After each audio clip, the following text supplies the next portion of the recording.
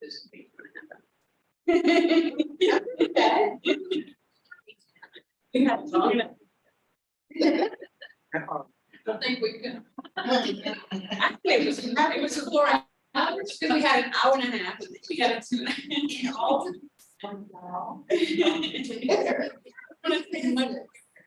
So,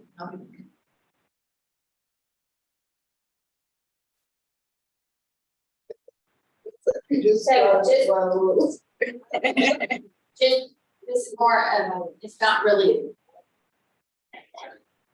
More, FYI, Mr.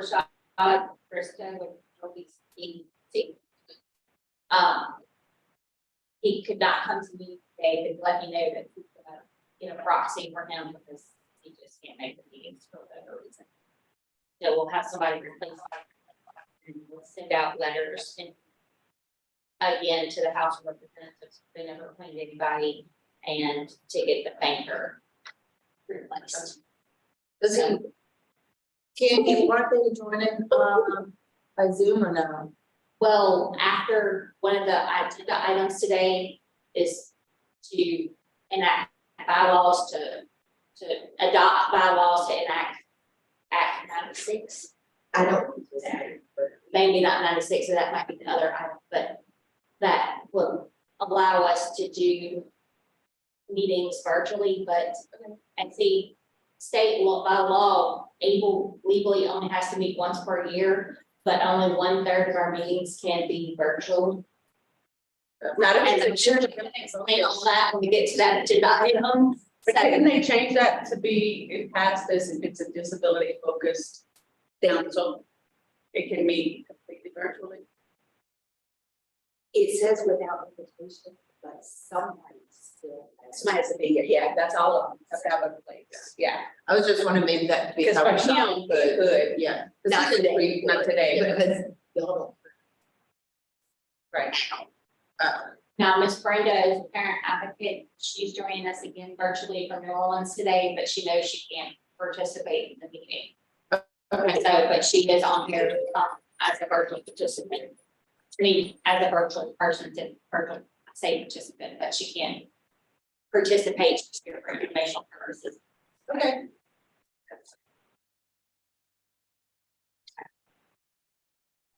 Okay, we're good to go. Ready? Yes.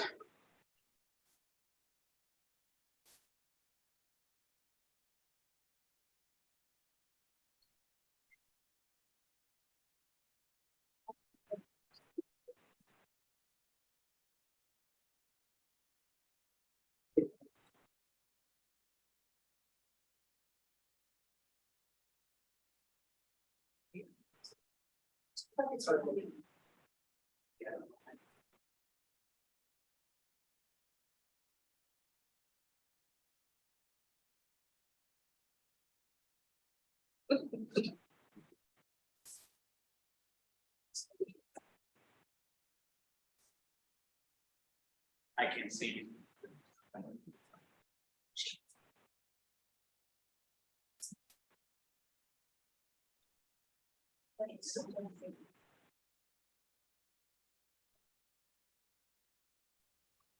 Okay, I think all our technology is ready. And we are already live on YouTube, so I think they're ready. Get started if you're ready to call me. Okay.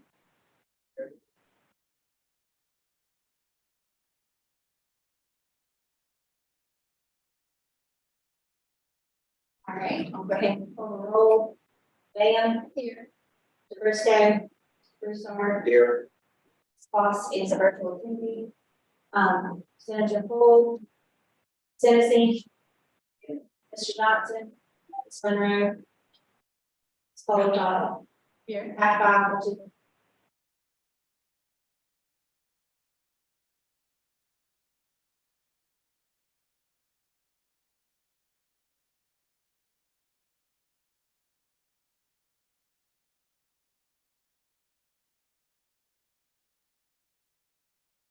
The next week.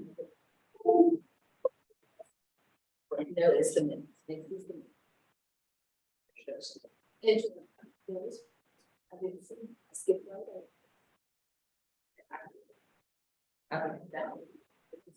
David, yeah. So we have two things to celebrate. Is it on this one?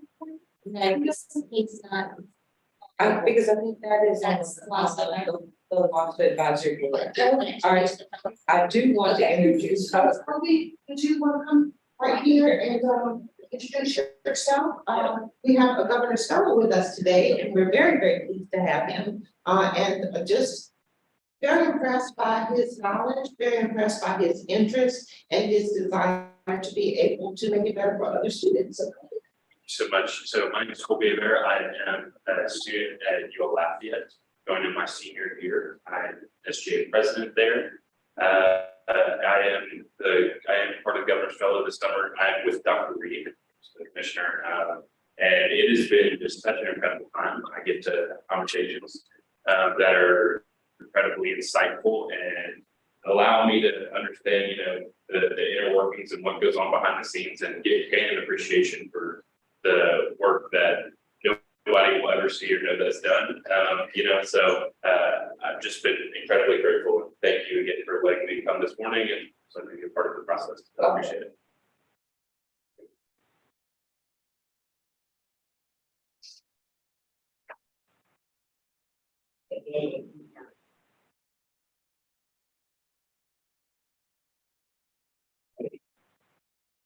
we need to approve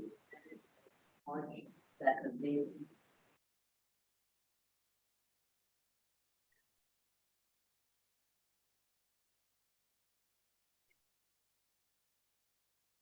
Make a motion. I'll second it. Okay. I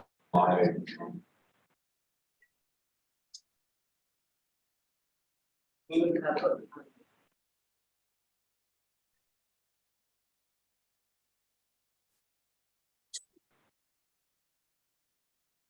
Andrew, did we receive any public comment? No, ma'am. Thank you, Andrew. That's probably about that. Good morning. As you will note, these figures are from the end of May. We had 1,239 active accounts with an investment deposit of $6,353,1086.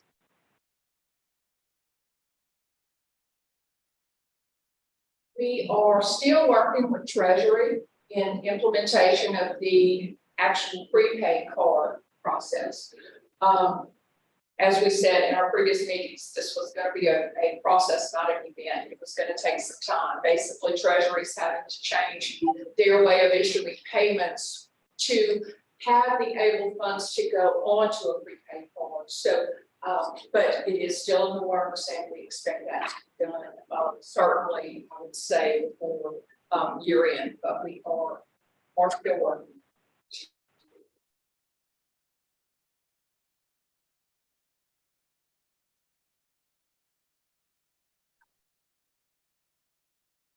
Thank you. Thank you very much. Yeah, let's do the business now. And the first thing we need to consider is implementing the bylaws and council.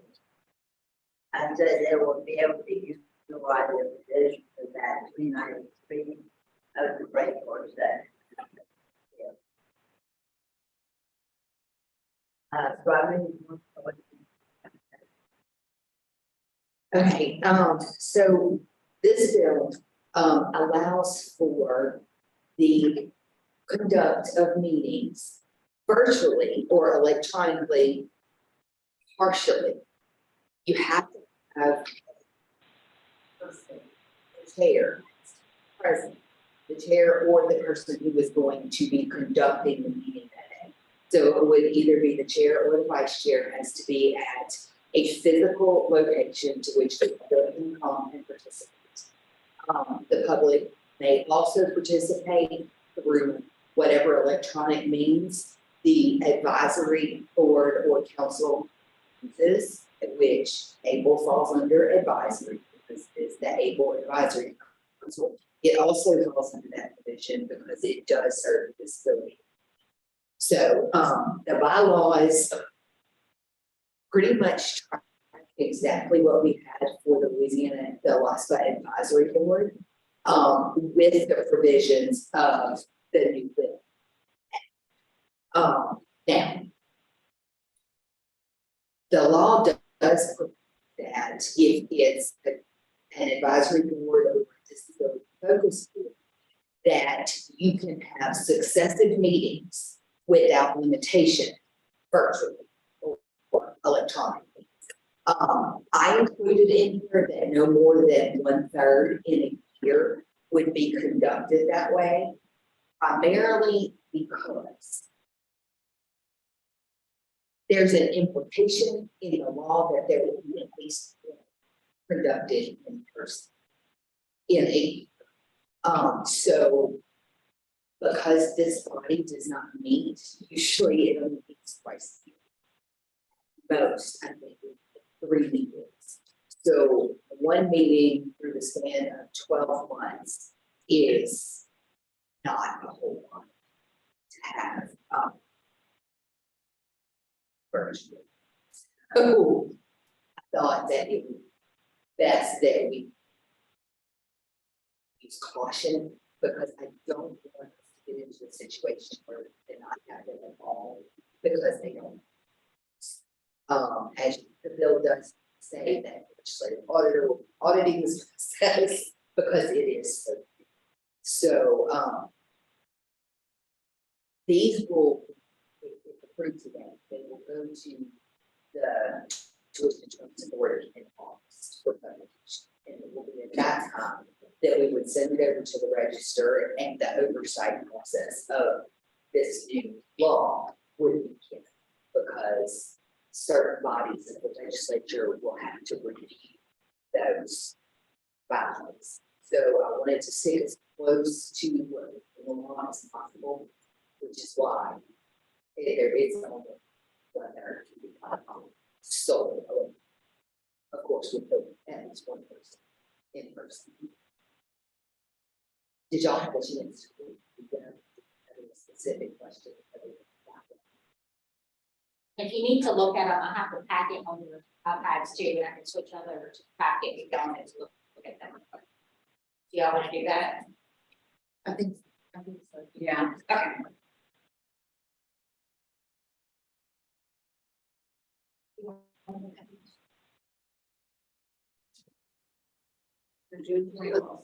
Basically took the law, hit bylaws. Change the name to everything.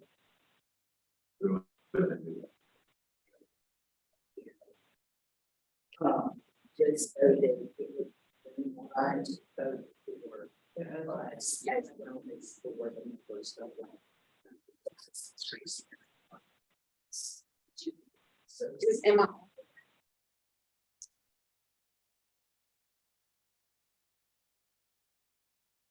Yes.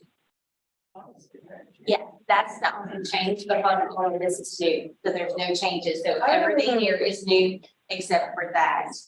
So I asked Robin about that also. Keep going, forward, right there. Okay. I'm sorry. Do you want to pull them up? I have them. Okay, do you want me to pull up? We have no law, the bylaws.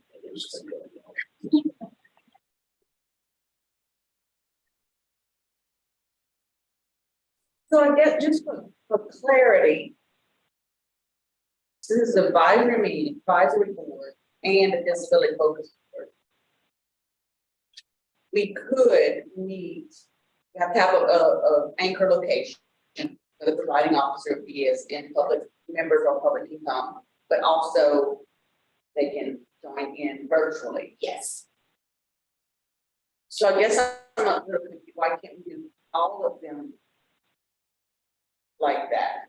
And the people with disabilities should be able to participate virtually right? If they so choose. If they so choose, that is correct. And anyone on the board who has a documented disability is able to meet, to be electronic and to participate, have their vote funds, votes of quorum in the entire conduct of the meeting.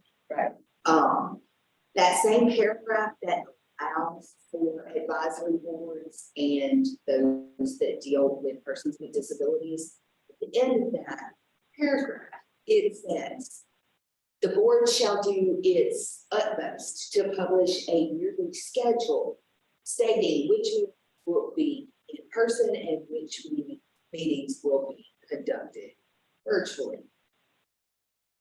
And as I was reading, well,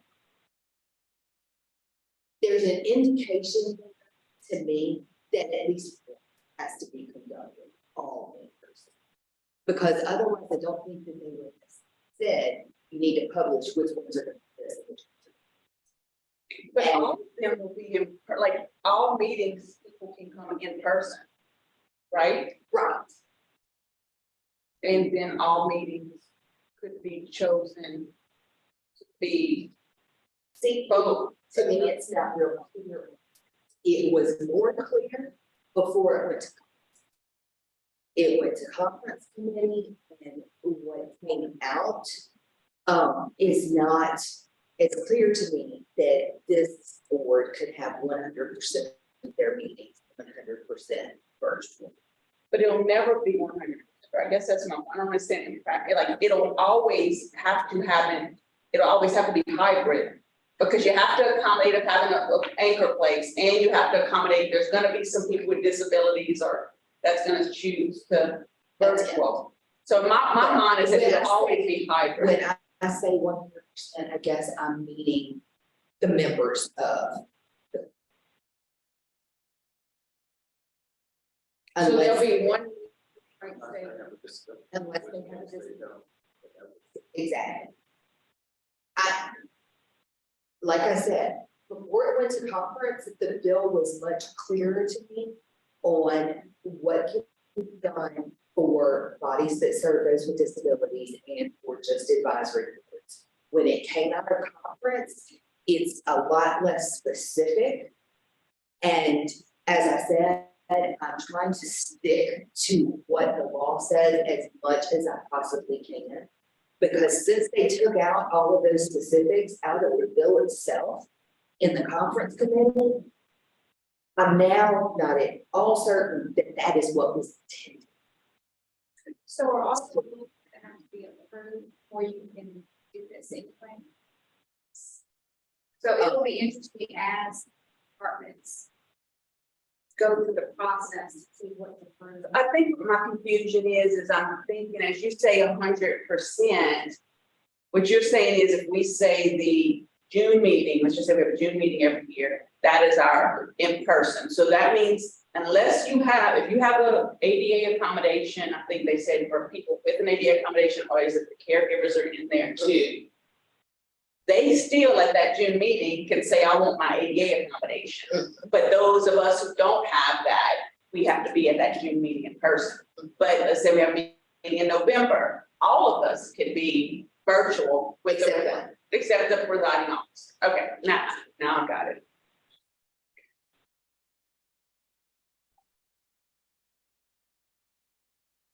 So, you know, like you said, once all the agencies start implementing these rules, and there's not a whole lot that are just advisory. There are more that serve those with disabilities than that are just advisory. And so as they come out in the register, I will be checking on a monthly basis. The register comes out every month on the 20th, because that's the weekend, and then it comes out with that following. So I will be checking to see who's promulgating rules, because the law requires that everybody that does this has to promulgate rules to implement it. So there's going to have to be rules out there, and I will be checking to see what everybody else is doing. And then I will check 3 months later after the promulgation, the final rule can be promulgated, to see if there are changes.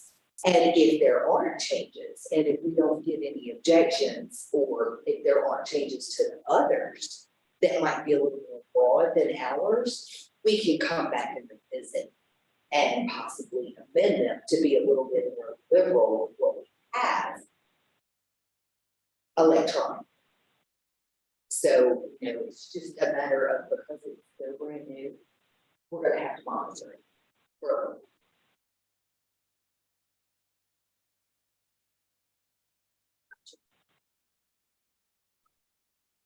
That's clear as well.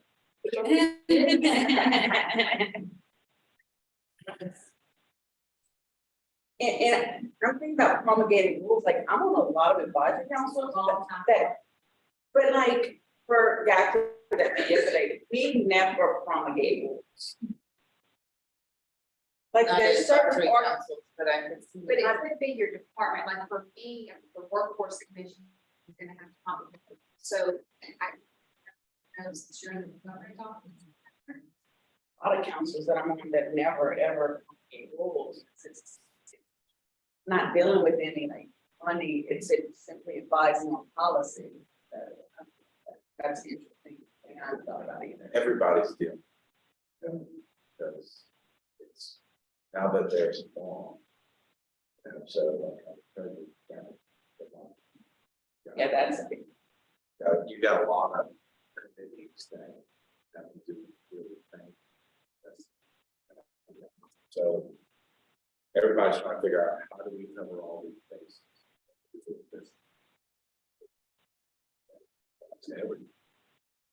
And everybody's doing. Our attorneys work. And it's new, it's like, everybody's like, what do we do with this? And I'm like.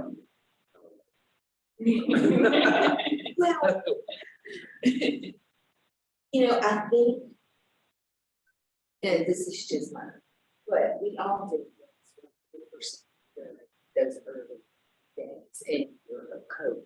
Yeah, but apparently it was on that. Well, but there was no emergency, and business had to be done, right? So if it is just as simple as saying, you can conduct it 100% virtually, provided that you meet these requirements. Dot, dot, dot, dot, dot. That would have been so simple. But Yeah. we don't have that. So, because that has to allow in the law for different agencies to do things different ways than that. And being that prescriptive in law is just not how it's done. So.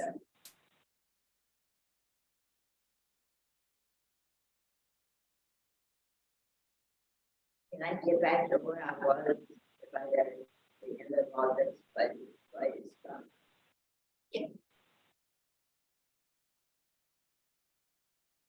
I think it goes sideways, like, you haven't blown up too much. done.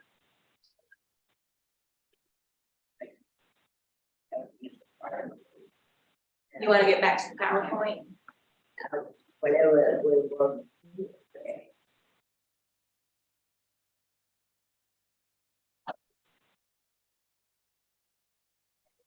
Right there. Okay, guys, we need a motion to approve. I so move. Voice and second. All in favor? I,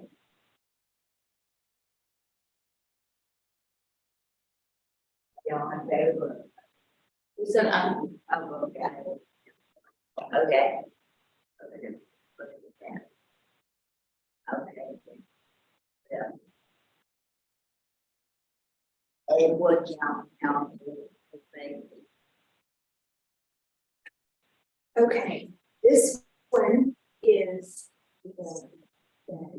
this is road one with Senator Paul on in order to basically say that the money in an account after all final expenses are paid will go to the disability. they'll have three options. Three. Once the individual passes away and all expenses are paid, funeral expenses and everything else. They can redirect the money to either the individual's estate, to another person outside of immediate family members who also have an account. Or if neither one of those exist, then go to the disability service fund to help others, other people who have disabilities.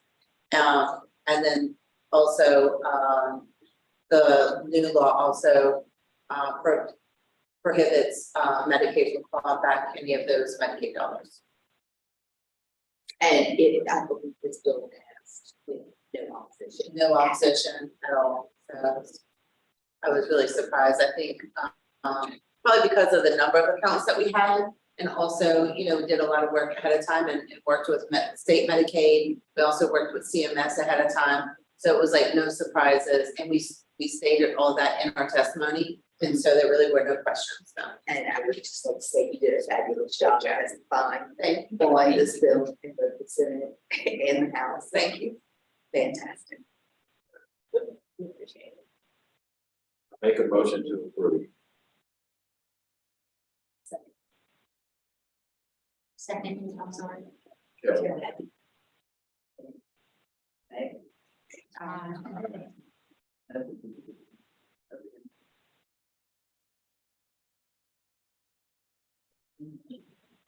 We need a motion to adjourn. I'm moving. Can I host it? Hey, what is it? It's in here all day. I'll second. Yeah. All in favor? Aye. So when will we find out about the, I guess I should have asked this question beforehand, but when will we find out, is it like January about the prepaid cards? Hopefully it will be sooner than that. Okay, I sent over our changes to the appendix to that, the overall state agreement, that allows us to have these warrants. Yeah. And Treasury is reviewing. okay, And then it has to be added through whatever Yeah. state procurement does, and so that's where it is. Yeah. I know state procurement is slammed right now, because it's the end of the year. So it probably will not be the Yeah. next one and a half. yeah, I just wanna say that I think that, once that goes through and this new law, and I think it goes in effect in August, was it August 1st, maybe, yeah. You know, a lot of people had said before, and I was like on a stage chapter, all about the able.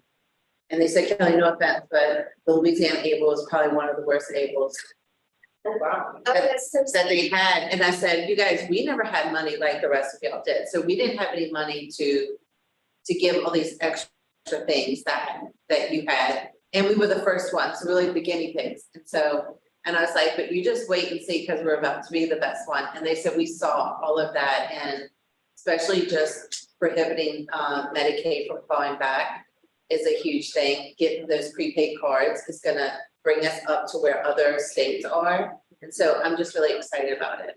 So thank you guys for working for me on that. Yeah. And the other thing is, all of these other plans, they either charge the account holder, Yeah. to have the account, or they're made up of all of these residents from all different states. And Yeah. we're just Louisiana residents. Yeah. And nobody is charged a fee Right, just to have an account. yeah, So, you know, those are advantages that we have been. yeah. Some people were paying a fee just for those debit cards, Mhm. would go out of state. And I was like, you guys, if you just like think about it ahead of time, you don't have to get the debit card, like.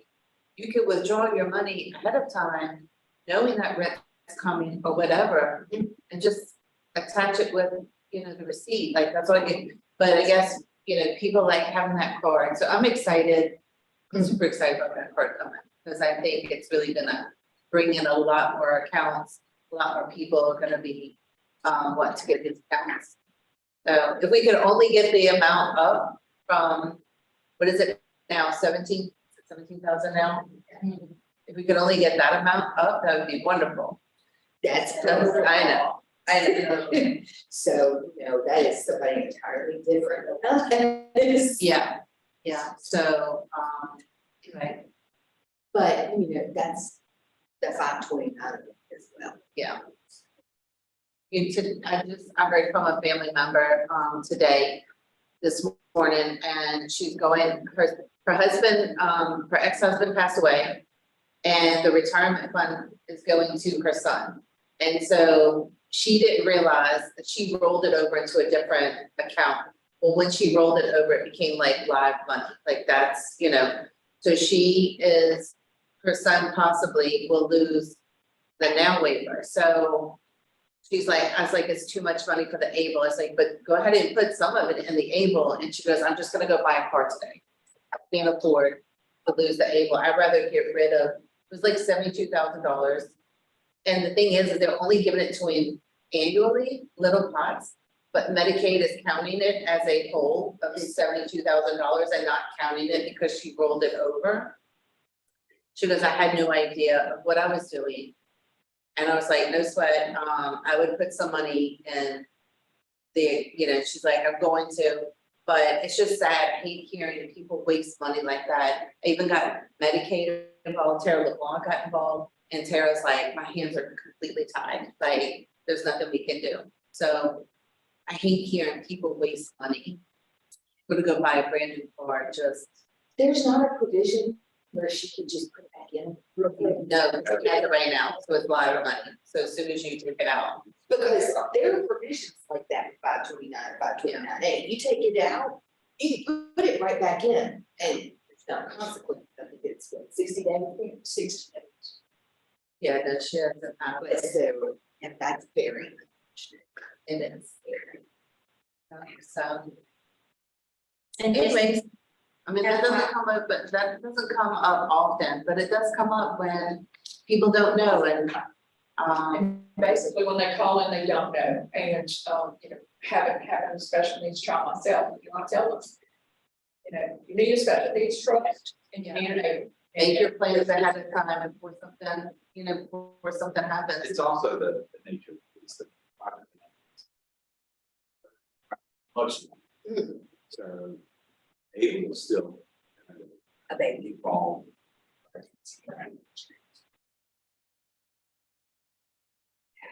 But to your point, maybe. Yeah. What's upsetting though is like she works in the disability field and she works for the art. And I was like, Miss Girl, we talk about this all the time, so that was, you just never know what's gonna happen. And she goes, I thought I was rolling it over into another thing that it wasn't gonna matter. I was like, once you took it out of that retirement fund and rolled it over to something else, it became like money in an account, like you have money now, like. So anyway, And so, or sorry, but just FYI, we're technically adjourned, so if I need to leave, it's okay, but we'll probably have final rulemaking from our March meeting. But the meeting date would probably be up in the debit part